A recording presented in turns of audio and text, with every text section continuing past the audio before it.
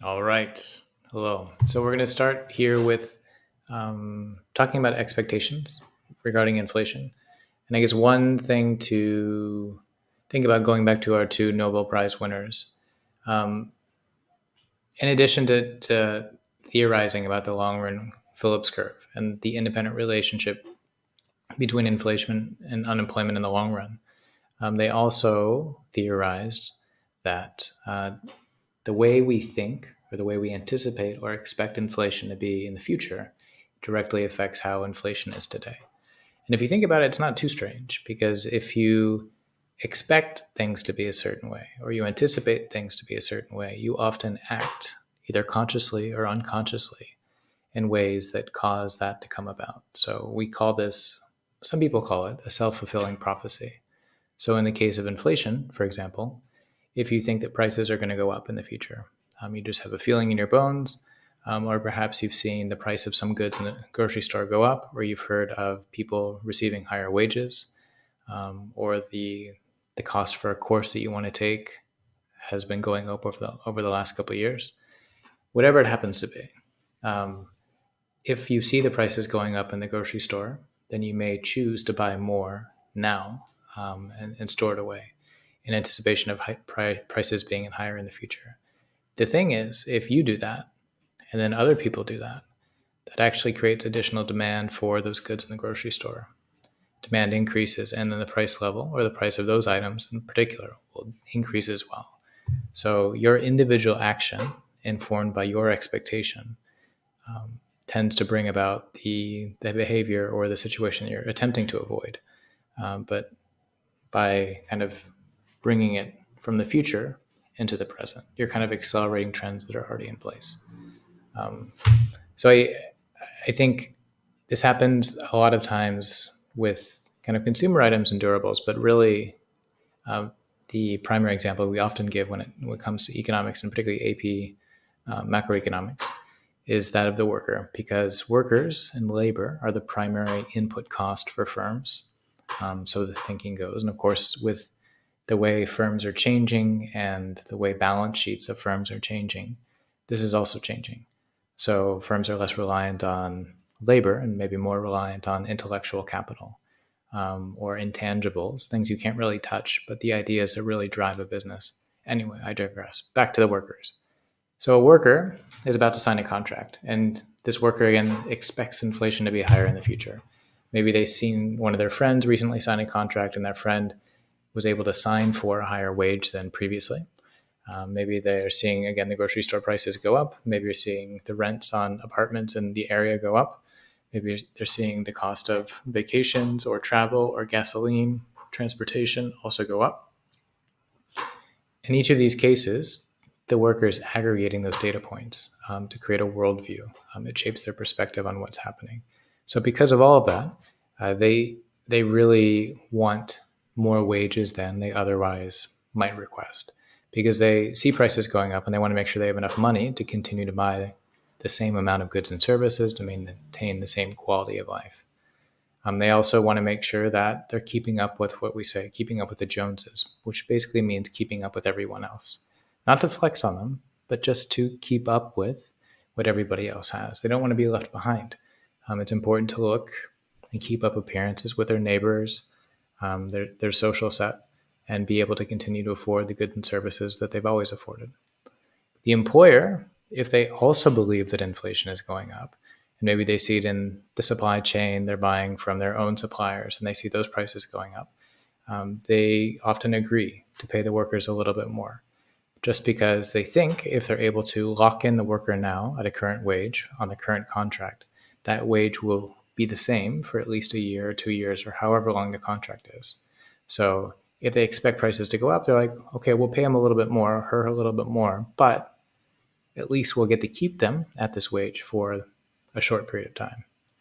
And they also know that if the prices are going up for other goods and services, they can also probably raise their output prices, the price they charge for their goods and services, to make sure that they're able to maintain their margin. So if their input costs go up, they can make their output prices go up to maintain the same margin of profit in between.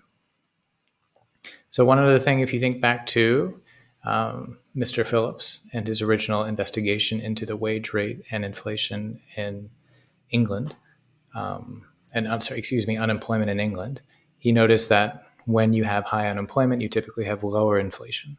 And typically because there's less demand, there's less disposable income, there's a lot of unemployed workers who have less bargaining power, and therefore there's less upward pressure on prices.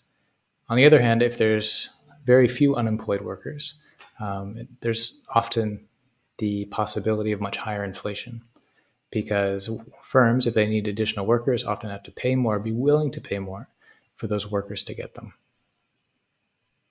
So, in short, expectations determine what actually happens. So we have a diagram. This kind of represents data points and then a line of best fit, which is the SRPC. These are what we expect inflation to be. But you'll notice that some of the dots are outside the line. And actual inflation, so different from expectations, actual inflation happens to be higher. And as that happens, actual inflation tends to shift expectations. So if actual inflation is higher than expected inflation for long enough, we start to believe in that.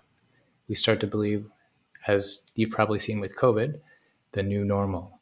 This becomes what people tend to depend upon, not because they want to, but they need to make plans for the future and they're trying to anticipate which way things are going to go. So the SRPC, the expectations we have about inflation also shift as a result.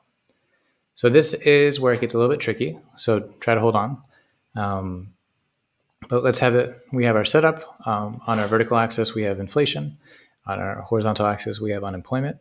LRPC is vertical at the natural rate of unemployment, and the SRPC is downward sloping. So point A is where we start.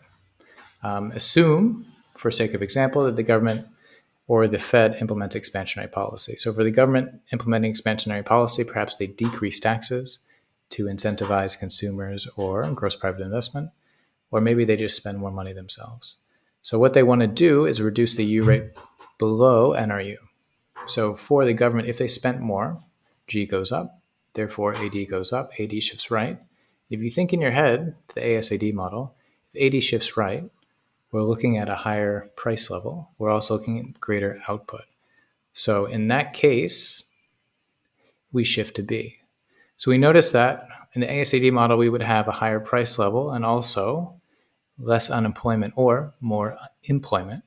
And we get the same thing in the Phillips curve. So going from A to B, we go from the natural rate of unemployment to a U rate that's below the natural rate of unemployment. And then we also go from this initial inflation level to a higher inflation level. So it kind of mirrors what's happening in the ASAD model. So what happens next is a little bit interesting. Moving between B and C, and if you recall to what I just said about expectations being shaped by what actually happens or what people see around them, over time, we come to expect it as the new normal. So we started at inflation here. Sorry, I can't really point it out. And then we moved to inflation subscript 1 up here. And as we spent time at inflation subscript 1, or pi subscript 1, we, or rather the people in this fictional example, came to understand and accept. And they came to believe. And they came to believe that the future would be much like the present, which is often how we predict the future for many things. So as they got more used to it, they came to expect that the future would be much like the present. And even though we are now at a new higher inflation rate, so pi subscript 1, over time, if you recall how we close an inflationary gap for the ASCD model, you remember that eventually at the new higher price level, firms find that their input costs have gone up. Input costs are one of the determinants of SRAS. In that case, it increases per unit production costs. SRAS would shift left, and unemployment would go up as we go back to the natural rate of unemployment. And we find that the same thing has happened here. So previously we were below the natural rate of unemployment, and now we're back to the natural rate of unemployment at a new higher inflation rate C. So we've come to expect and accept the way things are now. So in this case, our expectations about inflation in this fictional example have increased. We've come to accept the new higher inflation, and that's the state of the world. So let's look at an example in the opposite direction.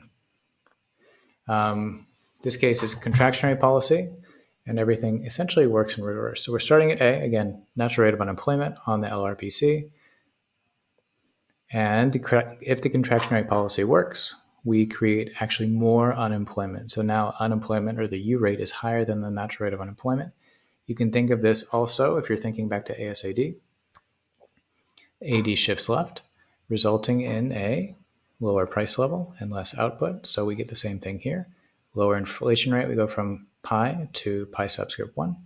And then we also go from the NRU to a U rate that's higher than the NRU. So more unemployment and less inflation. And if you remember, back to closing the gap, the way we close a deflationary gap, at the new lower inflation rate, input costs for firms are lower. More people are unemployed.